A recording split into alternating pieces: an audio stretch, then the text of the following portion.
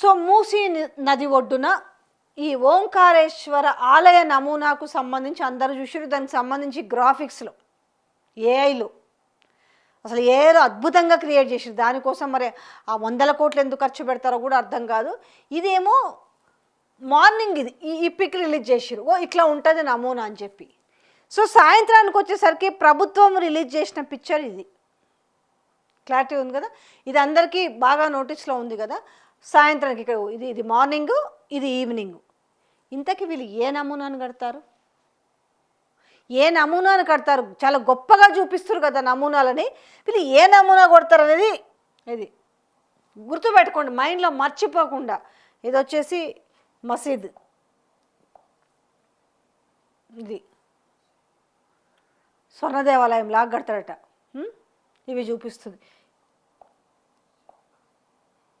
ఇది church,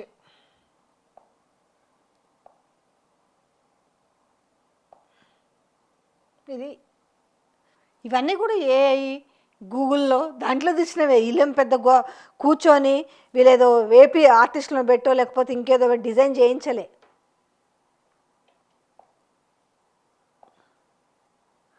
so అంటే ఒక క్లారిటీ లేదు. ప్రజలకి ఏదో చెప్పేసేయాలి, ఏదో ఒక రిలీజ్ చేయాలి. వీళ్ళకి ఏం తెలియదు అసలు. ప్రజలు ఇది ఎక్కడి నుంచి తీసిన పిక్చరు, లేకపోతే వీళ్ళు నిజంగానే మంచి నమూనాని తీసుకొచ్చి ముందర ఆ తెచ్చిన కాపీ కొట్టినవి కూడా మీరు సరిగ్గా చేతగాక పొద్దు నోటిస్తారు, సాయంత్రం నోటిస్తారు, సాయంత్రం నోటిస్తే పొద్దు నోటిస్తారు. కంపారిజన్ ఎక్కడ ఉందో? ఉదయం ఏమో ఇది ఓంకారేశ్వర ఆలయ నమూనా, సాయంత్రానికి వచ్చరికి మళ్ళీ ఇది గవర్నమెంట్ అఫీషియల్గా ఇది రిలీజ్ చేస్తుంది. ఏ క్లారిటీ లేదు. నోటికి మనం ఏమొస్తుంది మాట్లాడదాం ఏదో అంటే ఇది వీళ్ళు గమనిస్తారు. అందుకోసమే ఇలాంటివి ఉంటాయి కదా, ఇలాంటి చాలా సునిశ్చితమైన అంశాలను గమనించి వీళ్ళంతా కూడా బాజాబ్తా బట్టబయలు చేస్తారు. కాబట్టి మనం ఇప్పుడు చట్టం తీసుకొచ్చి ఆ చట్టం ద్వారా భయపెట్టి చట్టం ద్వారా తీసుకుపోయి జైల్లో కూర్చోబెట్టాలి. అప్పుడు ఏమవుతుంది? మనం ఆడింది ఆట, పాడింది పాట, ఎవరు అడ్డు ఉండదు కదా. ఏం చెప్పినా అప్పుడు ప్రజలు మనం చెప్పిందే నిజం అనుకొని మళ్ళీ రానున్న 2.5 ఏళ్ళల్లో కూడా మనకే ఓట్లని బాగా వేసి మనం గెలిపిస్తారు అనేది అదొక్కటే కదా హోప్. కానీ తెలీదా ఎంతమంది గొంతులు నొక్కుతారు? ఇంత బాజాబ్తా మీరు అడ్డంగా దొరికితే ఏ నమూనా పెడతారో మీకు క్లారిటీ లేదు అసలు.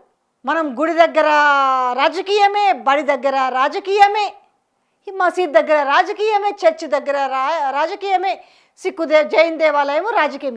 రాజకీయం చేసి మాట్లాడింది అంతే. చెప్పగానే మన వైపు టప టప టప టప వాళ్ళు మొగ్గు చూపుతారు. ఇక మనం అనుకున్న పని సాధ్యమైపోతుంది అనే లెవెల్లో ఈ పచ్చి అబద్ధాలు ఆడుతున్న నేపథ్యంలో మీకు ఏందో క్లారిటీ లేక చేస్తున్న దాంట్లో అడ్డంగా దొరికింది. దీంట్లో క్లియర్గా చూపిస్తున్నాండి.